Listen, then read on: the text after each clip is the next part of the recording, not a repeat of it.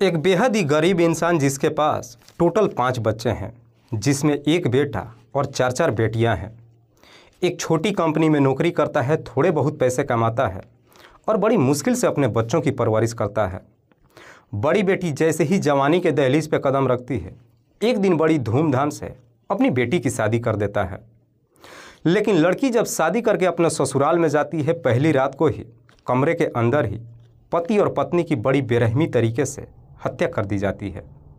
दरअसल उसके ससुराल में 2 लोगों के ही नहीं बल्कि बाकी और 3 लोगों की भी हत्या की जाती है।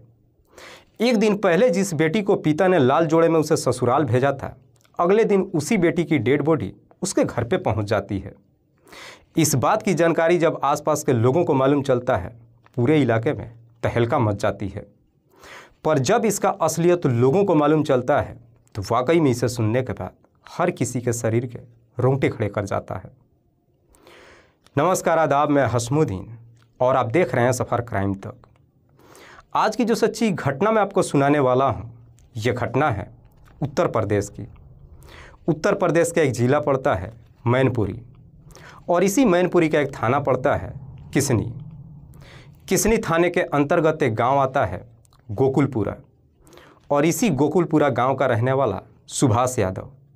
सुभाष की पत्नी का नाम है सरदा देवी। सुभाष के टोटल 4 बच्चे हैं, जिसमें 3 बेटा और 1 बेटी। बड़े बेटे का नाम शिववीर, दूसरा सोनू, तीसरा अभिषेक और सबसे छोटी बेटी प्रियंका। सुभाष जो अपने बड़े बेटे शिववीर और बेटी प्रियंका दोनों की शादी कर चुका है। बात कर रहा हूँ मैं 22 जून 2023 की। दरअसल इसी दिन सुभाष के दूसरे बेटे सोनू की शादी होती है। सोनू का रिश्ता गंगापुरी इटावा का रहने वाला बेदराम की बेटी सोनी से तय होती है। 22 तारीख को सुभाष अपने बेटे की बारात बड़ी धूमधाम से बेदराम के घर पे ले जाता है और अगले दिन 23 जून को सोनू अपनी पत्नी सोनी को विदा करके अपने घर पे लेकर आता है। बारात जब शाम के वक्त घर पे पहुंचती है, शादी की बाकी रस्में भी पूरी की जाती है। लेकिन रात होते होते पूरे घर के सदस्य इस प्रकार से थक जाते हैं कि काफ़ी गहरी नींद में सो जाते हैं। पर जैसे ही रात्रि के 12 बजता है, इधर सुभाष के कानों में हल्की सी आवाज़ सुनाई देती है। उठकर बरामदे में जब जाता है तो देखता है कि उसकी बड़ी बहू डॉली और एक रिश्ते में आई महिला काफ़ी गंभीर अवस्था में पड़ी थी। सुभाष जब आंगन में जाता है तो आंगन में देखता है कि 3 डेड बॉडीज़ पड़ा है, जिसमें सुभाष का छोटा बेटा अभिषेक का ही एक दोस्त दीपक और सुभाष के ही दामाद सौरभ की थी। जैसे ही इन तीनों डेड बॉडीज़ को देखता है, सुभाष के पसीने छूटने लगते हैं। सुभाष जब सीढ़ियों से चढ़ करके छत के कमरे में जाता है तो देखता है कि जिस बेटे सोनू की उसने शादी किया था, सोनू और उसकी पत्नी सोनी की भी डेड बॉडी बेड पे पड़ा हुआ है। दरअसल इन 5 के ऊपर किसी तेजधार हथियार को चला दिया गया था और इन 5 की हत्या किसी और ने नहीं बल्कि सुभाष के ही बड़े बेटे शिववीर ने किया था। शिववीर अपने पिता के ऊपर भी हमला करता है, लेकिन सुभाष रोक लेता है, जिसकी वजह से सुभाष के हाथ में हल्की सी चोट आती है। लेकिन सुभाष जब अपने बेटे को पकड़ने की कोशिश करता है, शिववीर वहां से घर के पिछले दरवाजे से भाग जाता है। लेकिन इससे पहले कि शिववीर को जाकर के पकड़ पाता, सुभाष को भी एक गोली चलने की आवाज़ सुनाई देती है। सुभाष जब घर के पीछे के दरवाजे की तरफ जाकर देखता है तो मालूम चलता है कि शिववीर ने खुद को भी गोली मार लिया है। दरअसल शिववीर की भी मौत हो चुकी है। जैसे ही घर के आंगन में शोर शराबा शुरू होता है, आवाज़ें सुन करके आस पड़ोस के लोग भी इकट्ठा हो जाते हैं। तभी इस बात की जानकारी नज़दीकी थाने में दी जाती है। इधर पुलिस को जैसे ही सूचना मिलती है, पुलिस अपने टीम के साथ सुभाष के घर पर पहुंचती है और सारे डेड बॉडीज को अपने कब्जे में लेकर पोस्टमार्टम के लिए भेज देती है। पुलिस जब इस पूरे वारदात के बारे में सुभाष से पूछताछ करती है तो सुभाष कहता है कि साहब, इन 5 की हत्या किसी और ने नहीं बल्कि मेरे ही बेटे शिववीर ने किया है और खुद को भी गोली मार लिया है। लेकिन सुभाष जब इस हत्या की पूरी कहानी बताता है तो वाकई में इसे सुनने के बाद हर कोई हैरान रह जाता है।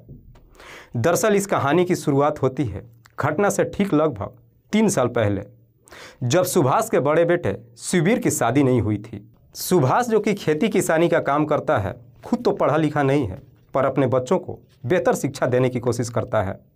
सुभाष के दोनों छोटे बेटे पढ़ने में तो काफ़ी तेज होते हैं, लेकिन शिववीर को अपनी पढ़ाई में मन नहीं लगता है। बड़ी मुश्किल से शिववीर इंटरमीडिएट तक की पढ़ाई करता है। उसके बाद से अपनी पढ़ाई छोड़ करके मैनपुरी में ही एक नौकरी ले लेता है।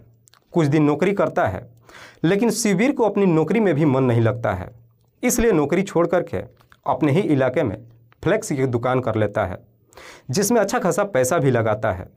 दुकान करने के बाद शुरू में शिववीर अच्छा खासा पैसा कमाता है, पर जब ठीक ठाक पैसे कमाने लगता है, आखिरकार साल 2019 में सुभाष अपने बड़े बेटे शिववीर की शादी डॉली से कर देता है।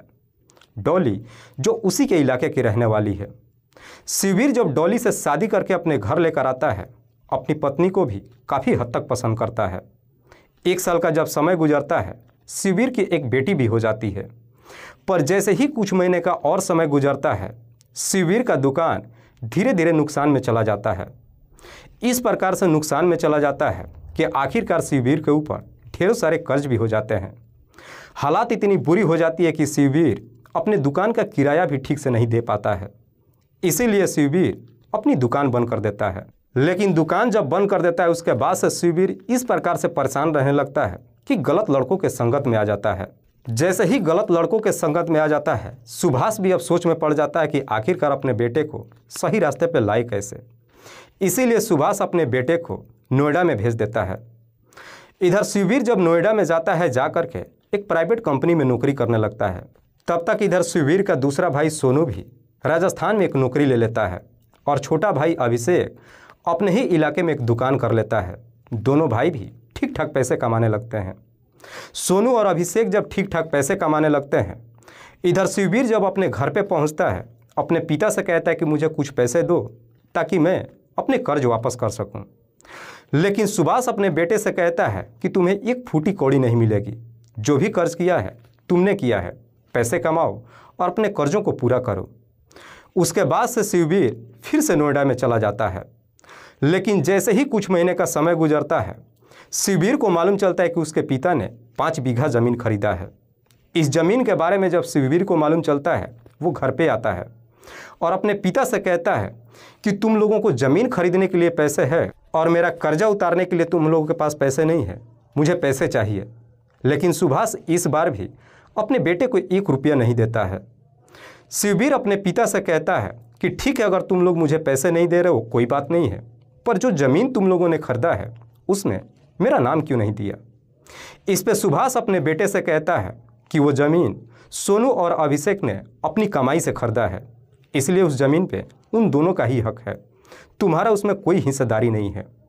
इस वजह से अब शिववीर इस प्रकार से गुस्से में आ जाता है कि अपने पिता से भी नफरत करने लगता है। इधर सोनू राजस्थान के जिस कंपनी में नौकरी करता है, उसी कंपनी में काम करने वाला बेदराम जो गंगापुर इटावा का रहने वाला है। बेदराम के 4 बेटियां और 1 बेटा है। बेदराम जब सोनू को देखता है, कहीं ना कहीं उसकी बड़ी बेटी सोनी के लिए पसंद आ जाता है। इसीलिए बेदराम जब होली में साल 2023 पे घर पे पहुंचता है, अपनी बेटी का रिश्ता लेकर के सोनू के घर पे चला जाता है। अपनी बेटी के रिश्ते के बारे में जब सुभाष से कहता है, सुभाष को भी ये रिश्ता पसंद आ जाता है और अपने बेटे की शादी 22 जून 2023 को तय कर देता है। लेकिन जैसे ही ये रिश्ता तय हो जाता है, इस बात की जानकारी शिववीर को मालूम चल जाता है। शिववीर जा कर के घर पे फिर से अपने पिता से झगड़ने लगता है।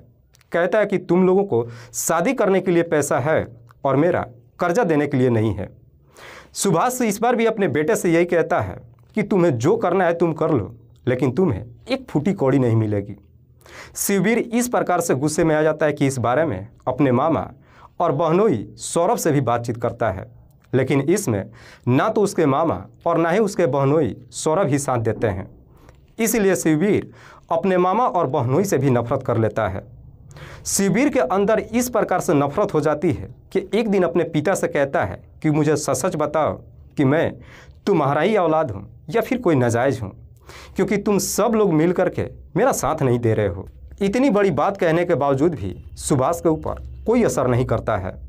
शिववीर के लाख कोशिश करने के बावजूद भी जब उसके पिता के कानों पे कोई असर नहीं होता है, शिववीर उसी दिन सोच लेता है कि मैं अपने पूरे परिवार को हमेशा के लिए इस दुनिया से हटा दूंगा। उसके बाद से सारी ज़मीन जायदाद मेरी हो जाएगी। इधर शादी की तारीख जब नज़दीक आती है, सुभाष इस शादी के बारे में अपने बेटे शिववीर को भी नहीं बताता है। लेकिन शादी से ठीक 3 दिन पहले शिववीर घर पे पहुंच जाता है और घर पे पहुंचने के बाद अपने षड्यंत्र के तहत पहले से ही एक हथियार खरीद कर अपने घर में लाकर रख देता है और ऐसे रहता है जैसे किसी को उसके ऊपर शक ही नहीं जाता है कि शिववीर कुछ गलत करने वाला है। हंसी खुशी से शादी समारोह में शामिल भी होता है। 22 जून 2023 को बारात जाती है।